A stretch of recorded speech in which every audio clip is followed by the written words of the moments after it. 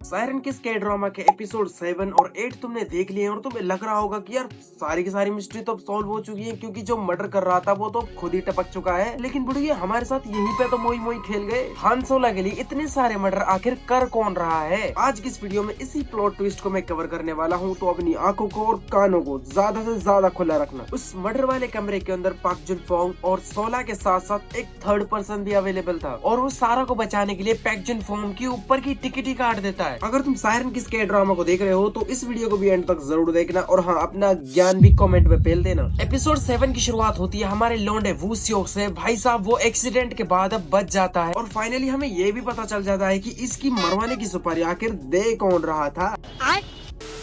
उधर हमारी हान सोला और वू सियोक की लव स्टोरी एकदम टॉप गियर में आ चुकी है। फाइनली इन दोनों ने एक्सेप्ट ना किया हो, लेकिन फिर भी ये एक दूसरे से दोनों के दोनों प्यार करने लगे हैं। ये दोनों के दोनों मिलकर उस कर्म कांड को समझने की कोशिश कर रहे हैं, लेकिन असली वाला सस्पेंस तो कहीं और ही चल रहा था। ये रॉयल ऑक्शन की मालकिन पैसों को लेकर इंश्योरेंस का जो फ्रॉड कर रही है वो शायद तुम्हें अभी तक इतना बड़ा ना लगा हो, लेकिन सबसे बड़ा इशू यही है। सबसे पहले तो ये सस्ती सी पेंटिंग उठाती है, उसे सबसे ज्यादा महंगे दामों के अंदर सेल करवाती है। उसके बाद ये उसी पेंटिंग को चोरी करवा देती है, वहाँ पर नकली पेंटिंग रखती है और वहाँ पर आग लगा देती है, और इंश्योरेंस के पैसों को भी ये मार लेती है। यहाँ पे तुम समझ रहे हो कितने तगड़े वाला स्कैम हो रहा है। असली पेंटिंग भी इसके पास है और जो इंश्योरेंस के पैसे हैं वो भी इसके पास है। चारों तरफ से बस चांदी चांदी है। अभी तक चाहे कितने भी मर्डर क्यों ना हुए हों, लेकिन इस ड्रामा का सबसे बड़ा वाला फ्रॉड जो केस बनेगा ये ही बनेगा। वू सियोक की बहन का मर्डर का कनेक्शन भी इसी रॉयल ऑक्शन के केस से जुड़ने वाला है। वो कैसे, उसके बारे में बताता हूँ। एपिसोड 7 के अंदर जिस ज़ॉम्बी बॉयफ्रेंड ने एंट्री मारी है और जितने भी ये मर्डर हो रहे हैं, ये सारे के सारे तो बस एक छोटा सा ट्रेलर है। पेंटिंग के अंदर असली धांधली, वू सियोक की असली बहन का कातिल कौन था, रॉयल ऑक्शन कितने बड़े लेवल पर स्कैम करने में लग रहा है, ये सुनने के बाद तुम्हारा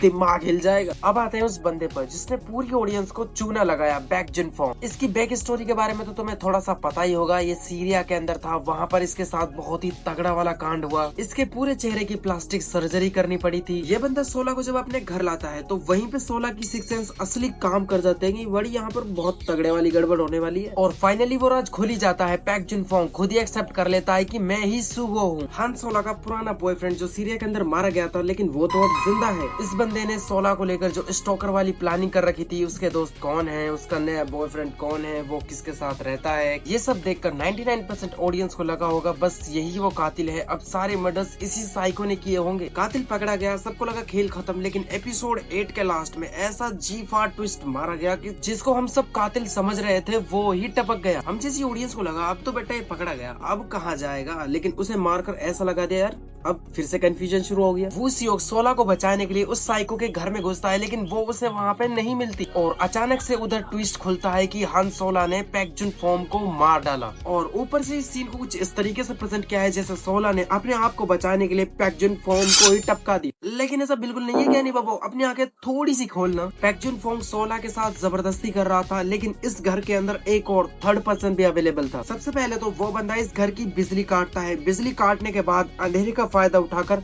वो पैक जुन फोम का ही पत्ता साफ कर देता है। यहाँ पर दो पॉसिबिलिटी बनती हैं और दोनों ही तुम्हारा दिमाग खराब कर देंगी। पैक जुन फोम को जिसने मारा, सोला उसे जानती है। पुलिस वाले वहाँ पर आते हैं, सोला उन्हें कुछ भी नहीं बताती उस तीसरे बंदे के बारे में। सोला उसे बचाने के लिए अपने आप पर वो मर्डर का इंजाम ले लेती है। दूसरी पॉसिबिलिटी ऐसी बनती है उस घर के अंदर एक थर्ड पर्सन भी था, लेकिन उसने मास्क वास्क पहन रखा था। सोला के साथ जब पैक जुन फोम जबरदस्ती करता है, वो आता है अंधेरे के अंदर और उसका पत्ता साफ कर और वहीं से सफा हो जाता है। पैक जुन फोम जमीन पे पड़ा था, सोला उसके पास जाती है और अचानक से वहीं पे पुलिस आ जाती है। ये तो तुम्हें पता है सोला उन लौंडियों में से नहीं है जो कहे साहब मैंने खून नहीं किया है, मैं वो मर्डरर नहीं हूँ। सोला का चेहरा एकदम जीरो एक्सप्रेशन वाला रहता है। पहले भी इसके ऊपर 1-2 बार मर्डर के इंजाम लगे हुए हैं, फिर भी इसने ये नहीं कहा कि मैंने उन्हें नहीं मारा। सोला यार बिल्कुल ही अजीब बंदी है। ये कह देती है भाई तुझे जो लगता है तू लगा ले, मैंने एक मर्डर नहीं किया तो नहीं किया। देखो भैया पुलिस तो बेवकूफ बन चुकी है, लेकिन हमारे वू सियोक को पता है कि यहाँ पर कोई तीसरा बंदा भी था जिसने ये खून किया है, क्योंकि सोला ऐसा नहीं कर सकती। मेरी लिस्ट में ये 2 बंदे हैं जिनके ऊपर मुझे 100 नहीं 200% शक है। पहला तो ये बंदा जो सोला का बचपन से ही दोस्त है, उसे हर कलेश से बचाता आया है। दूसरा ये एपिसोड 8 के अंदर जो ये नया बंदा इंट्रोड्यूस हुआ है, इस बंदे को जिस तरीके से स्क्रीन पर दिखाया जा रहा है देखकर लग रहा है कि इससे कुछ बहुत बड़े वाला कांड का कनेक्शन जरूर निकलेगा। मैं इस ड्रामा को लंबे टाइम से देख रहा हूँ, लेकिन यहाँ पे अगर कुछ ऐसा ट्विस्ट मेरे दिमाग में लगा, मुझे लगा यहाँ पर तो एक वीडियो पेल देनी चाहिए। अब जब तक इसका एपिसोड 9 और 10 रिलीज होता है तब तक हम अपना ज्ञानी बाबा वाला खेल कमेंट में खेलते हैं। तुम्हारे दिमाग के अंदर कोई भी खिचड़ी पक रही हो, उसे मारने वाला हान सोला थी